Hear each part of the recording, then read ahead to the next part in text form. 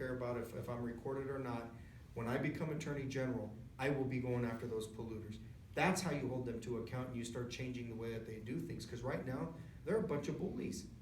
They are bullies, and they have used the power of this current Attorney General to file lawsuits against municipalities. And that you won't see that from me. You'll see me going after them. So you're gonna try to rein them in. What about, I mean, we can't be pulling this stuff out of the ground. If you believe the scientists on climate change, it's gotta end. How do we do that?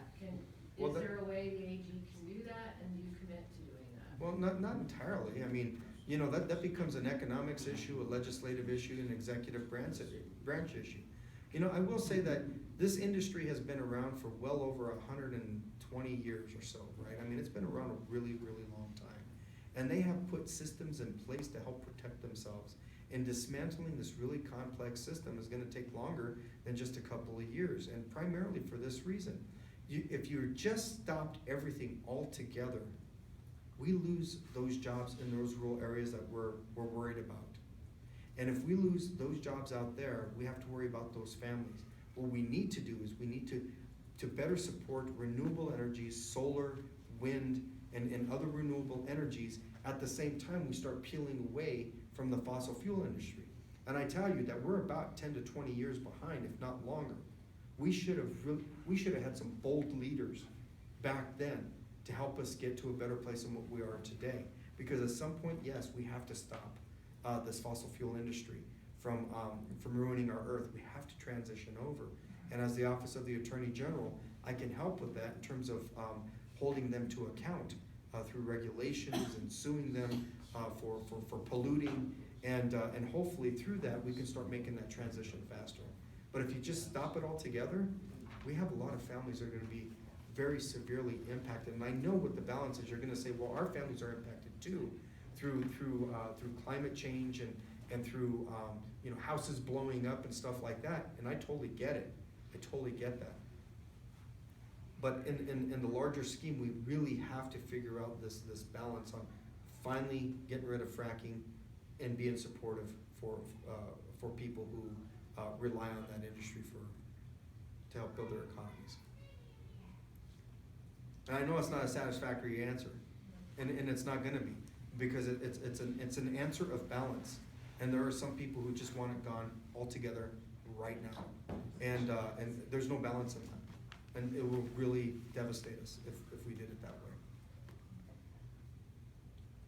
I got one last question. So the Attorney General, among other things, manages what's essentially a very, very large law firm. Yep.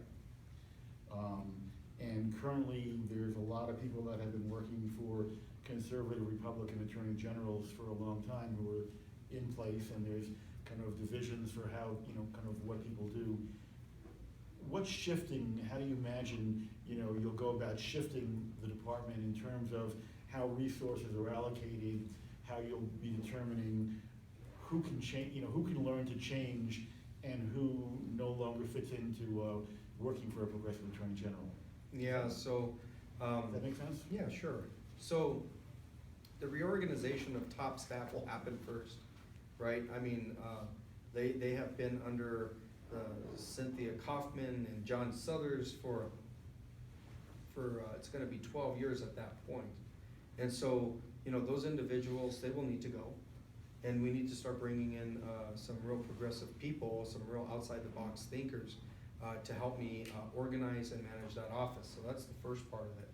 And then the second part is, the attorneys that are below the chief deputy and the deputies, they're hard workers, right? They're apolitical people. They're not there for the politics. They're there for the law. And so I would sit down with each of them and tell them what my vision is for the Office of the Attorney General, and if they can fit in that vision. And if they can't fit in that vision, I'll thank them for their service.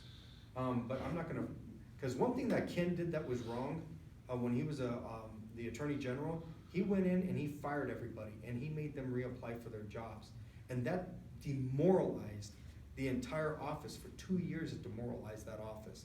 And I'm not gonna do that. That was a big mistake I felt that he did, and I would not do that. Instead, I would sit down with them and say, hey, look, this is my vision. And how can you work within that vision? And if you can't, then, you know, thank you so much for your service. That's the approach that I would take. Okay, how about make this a last comment, because I know from past experience, they get nastier as we get closer. That's fine, just really quickly, how are you fundraising for your run, and how can we help? So, because I'm in the legislature and I'm running for the office of the Attorney General, I've been really low-key on fundraising. I don't wanna have any ethics complaints against me, because I'm fundraising while I am in my legislative seat. Yeah. So after May 10th, which is this Wednesday, then I really start charging hard on the fundraising, and hopefully a certain former presidential candidate will help weigh in on that. Yeah, I mean, I need as much help as possible after May 10th. May 11th is when I start charging hard.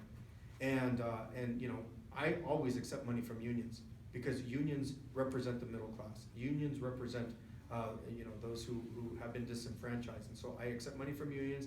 I don't accept money from oil and gas, never have. Don't accept money from big banks, never have. You know, don't accept money from those kinds of special industry and interests. And so this is all about people power, which is how my campaign was ran last time around. And so, you know, you can go to Salazar for coag.com and donate there. And but you know, after Wednesday, I'm going to be moving really super hard. I'm not going to have the money that a Phil Weiser's going to have. You know, he's a tech attorney, so he's going to have a lot of tech people, the tech industry helping him out. Well, tech industry doesn't represent you guys, right? You represent you guys, so I'm relying on the people power. And my little Jeep going across the state. So unless someone's desperate for a last question, let's, thank you all for attending. Thank Joe for really coming out here. Thank you. Thank you, I Joe. appreciate you guys. Where do we find the video?